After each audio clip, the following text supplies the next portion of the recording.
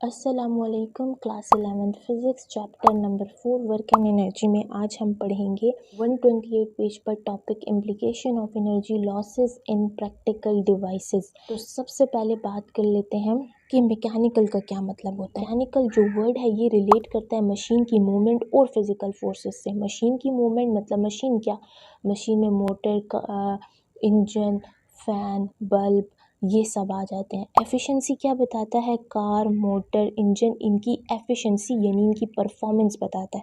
अब मैकेनिकल की कुछ एग्जांपल्स आपको बताती हूँ, जैसे कि हमारे पास कार का जो इंजन होता है जब ये चलता है तो ये क्या है, एक मैकेनिकल सिस्टम है, मूवमेंट हो रही है, किसकी, मशीन की, टूल की मूवमेंट हो रही है। इसके अलावा आप फ़ैन को देख लें, फ़ैन के जो ब्लेड्स घूमते हैं ये क्या है, एक मैकेनिकल मोशन है, ठीक है।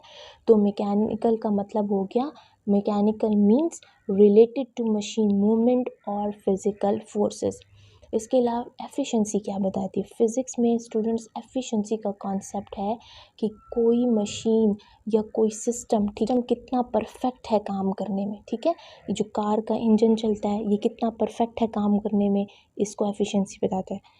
फ़ैन के ब्लेड्स फ़ैन सही तरीके से काम कर रहा है, इसकी परफॉर्मेंस कौन बताती है, एफिशिएंसी बताती है। तो ये मैकेनिकल एफिशिएंसी जो है वो एक रेशियो होती है कि आपने कितना वर्क जो कितना इनपुट दिया और आपको कितना आउटपुट मिला। तो पहले तो इनपुट और आउटपुट समझा देती हूँ। इनपुट का मतलब होता है आपने किसी मशीन को कितना वर्क या कितनी एनर्जी दी, ठीक है। आउटपुट का मतलब होता है कि उसने आपको कितना यूज़फुल रिजल्ट प्रोवाइड किया। फॉर एग्जांपल, कार का जो इंजन चलता है तो इसमें इनपुट हम क्या देते हैं और जो आउटपुट है वो हमें क्या मिलता है, हम गाड़ी को देते हैं पेट्रोल, ठीक है। इंजन पेट्रोल डालते हैं ना तभी तो गाड़ी चलती है, तो पेट्रोल डालते हैं तो वो पेट्रोल सिर्फ वो इंजन 25 to 30% उसकी एनर्जी यूज़ होती है एज अ मोशन। बाकी सब आप देखते हैं ना गाड़ी से धुआं निकल रहा होता है वो वेस्ट हो जाता है in the form of heat. अगर इसके अलावा आप कमरों में देखते हैं, पहले जो था वो यूज़ किया जाते थे इलेक्ट्रिक बल्ब, जो कि सिर्फ स्टूडेंट 10% आपको लाइट देते थे और 90% वो हीट की शक्ल में जो है एनर्जी लॉस हो जाती थी। तो मतलब यहाँ पर क्या हुआ, बल्ब की एफिशिएंसी क्या हो गई, कम। क्यों, इनपुट क्या दिया, इलेक्ट्रिक एनर्जी थी, ठीक है। तो फिर उसने क्या किया, 10% लाइट दे के बाकी हीट में वेस्ट कर दिया। कार इंजन, उसकी भी एफिशिएंसी आप देख लें, ठीक है, वो भी ज़्यादा वेस्ट कर देती है। एलईडी बल्ब अगर आप ले लें वो मोर एफिशिएंट है, पता है क्यों, क्योंकि वो हमें 80% लाइट देता है और सिर्फ 10% जो है वो 80 to 90% वो हमें लाइट देता है, ठीक है। तो इसलिए क्या है, वो ज़्यादा एफिशिएंट है, वो उसकी परफॉर्मेंस क्या, एफिशिएंसी यही बताती है ना कि कोई कितना परफेक्ट है, कोई मशीन, टूल, इंजन कितनी परफेक्ट है काम करने में, ठीक है। तो ये हो गया इसको हम परसेंटेज में एक्सप्रेस करते हैं। और एक और चीज़, हम एक आइडियल मशीन मतलब ये तो एक ऐसा सिचुएशन है कि जो डेली लाइफ में इम्प्लीमेंट नहीं होती। आइडियल मशीन कहते हैं कि आइडियल मशीन वो होती है जो हमें 100% मतलब उसमें कोई एनर्जी का लॉस ना हो, ना साउंड की वजह से हो उस टूल के अंदर, ना उस मशीन में हीट की वजह से हो, ना उस मशीन में फ्रिक्शन की वजह से हो, कोई लॉस ही ना हो, 100% आउटपुट दी। तो ऐसी कोई मशीन नहीं होती।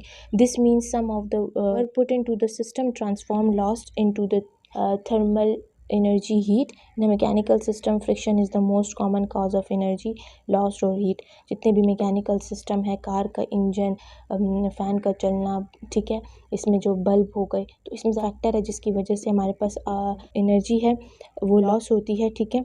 वो किस तरह होती है, in the form of heat होती है, फ्रिक्शन की वजह से, ठीक है। यहाँ पर है the crane is a machine. Crane भी तो एक मशीन है ना, जैसे मैकेनिकल की बात की तो मशीन, टूल्स और इन चीज़ों से रिलेटेड है, इनकी मूवमेंट। तो ये क्या करती है, क्रेन। क्रेन का मतलब होता है ऊंचा उठाने वाला, ऊपर लेके जाने वाला। तो ये हैवी जो वेट्स होते हैं इनको उठाती है, ठीक है, क्रेन जो होती है। ये हमारी डेली लाइफ में जो है वो यूज़ किए जाते हैं हैवी लोड्स को उठाने के लिए। इसमें जो होता है, सबसे पहले आता है पुली, और दूसरा होता है इसके पास लीवर, और पुली, लीवर, व्हील एंड एक्सेल, ठीक है। तो पुली हमारे पास क्या होती है, ये वेट उठाने के लिए यूज़ होती है, जो पुली होती है, ठीक है। वेट कैसे उठाती है, रोप और व्हील के साथ। अब व्हील क्या होता है, उसको मूव करवाता है, ठीक है, मतलब आपने वेट उठा लिया मशीन के थ्रू, पुली के थ्रू, फिर उसको मूव करवाता है। और व्हील का जो सेंटर पार्ट होता है वो एक्सेल होता है, ठीक है। Suppose using a pulley, if the weight W is raised when an effort force E is applied. ٹھیک ہے, سب سے پہلے تو یہ کہہ رہے ہیں کہ اچھا میں آپ کو پہلے ایفرٹ بتا دیتی ہوں. ایفرٹ کا مطلب کیا ہوتا ہے؟ ایفرٹ کا مطلب ہوتا ہے جو فورس ہم لگا رہے ہوتے ہیں. ٹھیک ہے, ایفرٹ کا مطلب جو فورس ہم لگا رہے ہوتے ہیں. اینڈ لوڈ, جو نیچے ٹرمینالوجی لوڈ کی بھی یوز ہوئی ہے. ٹھیک ہے, تو لوڈ ویٹ کو اٹھانے, جو ویٹ کو موو کرواتے ہیں یا اٹھاتے ہیں تو اس کو ہم لوڈ فورس بولتے ہیں, اور ایفرٹ فورس جو ہم لگا رہے ہوتے ہیں. تو سپوز یوزنگ اے پلی اف اے ویٹ ڈبلیو از رائزڈ, کہتے ہیں ہم پلی کا استعمال کرتے ہیں اور ایک ویٹ کو نیچے سے کیا کرتے ہیں, اٹھا لیتے ہیں. ٹھیک ہے, اٹھا لیتے ہیں اور ہم ایک فورس لگاتے ہیں, ایفرٹ فورس, جو کہ ہے ہمارے پاس ای. تو اس میں آؤٹ پٹ کیا ہوگا, ان پٹ کیا ہوگا, اور ایفیشنسی کیا ہوگی. تو آؤٹ پٹ کیا ہوگا کہ آپ نے ایک ویٹ اٹھایا, اس کو ایک ہائٹ تک لے گئے. ٹھیک ہے, تو کیا ہو گیا, لوڈ نے موو کیا, تو یہاں سے بنے گا فورس. آپ نے جو فورس لگائی تھی, ٹھیک ہے, فورس لگائی, اب یہ آؤٹ پٹ کے کیس میں ہو رہا ہے, اوپر چلا گیا فورس آؤٹ ورڈ.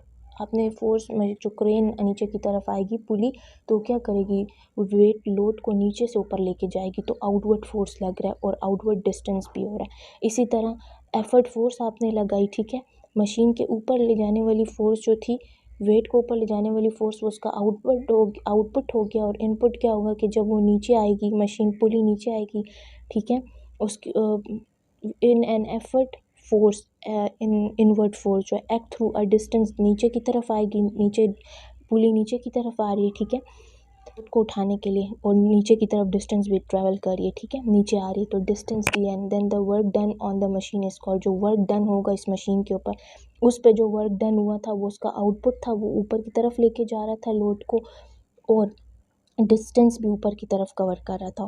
ٹھیک ہے, یہ نیچے کی طرف فورس لگا رہا ہے, ڈسٹینس بھی نیچے کی طرف جو ہے وہ ڈسٹینس بھی نیچے کی طرف کور ہو رہا ہے. تو یہ جو ورک ڈن ہوگا اس کو ہم ان پٹ بولیں گے. ان پٹ از اکول ٹو, آپ نے جو فورس لگائی ملٹیپلائی بائی جو ڈسٹینس کور کیا, تو ان پٹ force multiply by in put distance. اب ایفیشنسی کیا ہوگی, ان دونوں کا ratio of the out put اوپر لے کر گیا وہ والا. ٹھیک ہے, to the in put of the machine. کسی مشین کا اگر آپ نے ایفیشنسی چیک کرنی ہے, اس کی پرفارمنس چیک کرنی ہو, تو آپ نے کیا چیک کرنا ہے, آپ نے سمپلی یہ چیک کرنی ہے کہ آؤٹ پٹ ورک, اس کا جو اس نے جو ورک ڈن کیا تھا, آؤٹ پٹ ڈیوائڈیڈ بائی ان پٹ. تو آؤٹ پٹ ورک اس کا کیا تھا, simple out put force, load force تھا. ٹھیک ہے, ملٹیپلائی بائی لوڈ ڈسٹینس. ٹھیک ہے, اور ڈیوائڈیڈ بائی ایفرٹ فورس, یہ دیکھیں یہ تھا لوڈ.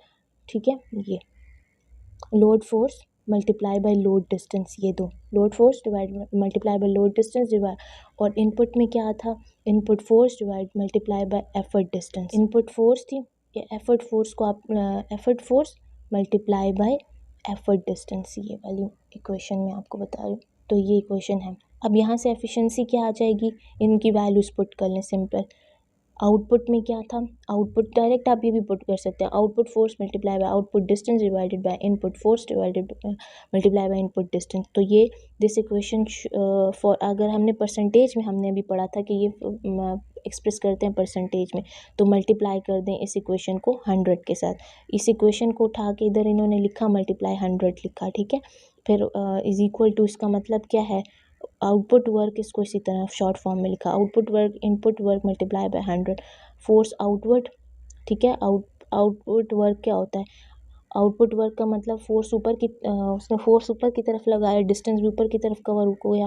ان پٹ ورک کیا ہے, فورس نیچے کی طرف لگائی, ان پٹ بھی نیچے کی طرف, جو ڈسٹینس تھا وہ بھی نیچے کی طرف کور ہوا, ملٹیپلائی بائی 100%. اس کی فائنل ایکویشن ہو گئی. اب even a very efficient device will waste some of its input energy in the form of heat due to its friction between different parts of the machine. بہت بھی اچھی device ہو نا, بہت بھی زبردست ڈیوائس ہو, اس کے اندر 100% کچھ بھی نہیں ہوتا. ٹھیک ہے, 100% کچھ بھی نہیں ہوتا. تو کہہ رہے ہیں بہت اچھی ڈیوائس بھی ہو, اس کی بہت بھی ایفیشینٹ ہو, بہت اچھا یوزفل کر کے دے, لیکن اس میں بھی ہیٹ کا لاس ہوگا, فرکشن فورس کی وجہ سے بھی جو ہے وہ اس میں لاس ہو سکتا ہے, ہیٹ کی وجہ سے بھی اس میں لاس ہو سکتا ہے. ٹھیک ہے, اینڈ ٹرک وغیرہ اٹھانے کے لیے جو یوز کیا جاتا ہے, ٹھیک ہے, وچ is commonly use to load truck, planes and trains. The efficiency of some practical devices are given in the table. تو یہ پریکٹیکل ڈیوائسز کی ایفیشنسی, جس میں نے آپ کو بتایا تھا 25 to 30% اس کی ہے پیٹرول, جو گاڑی کا انجن ہے وہ یوز کرتا ہے, باقی جو ہے وہ اس میں باقی جو ہے وہ ہیٹ کے فارم میں جو ہے وہ ویسٹ ہو جاتا ہے. تو دیکھیں سب سے زیادہ کس کی 55% ہوم کول فرنس وغیرہ کی. ٹھیک ہے، تو it's all about today's lecture. اس میں ہم نے پڑھا implication of energy losses in practical devices. اور اب اس کے بعد جو لیکچر ریکارڈ کرنا ہے وہ 4.3 ایگزامپل 4.4 ایگزامپل. تو نیکسٹ ویڈیو لیکچر کے ساتھ ملتے ہیں. ٹل دین اللہ حافظ.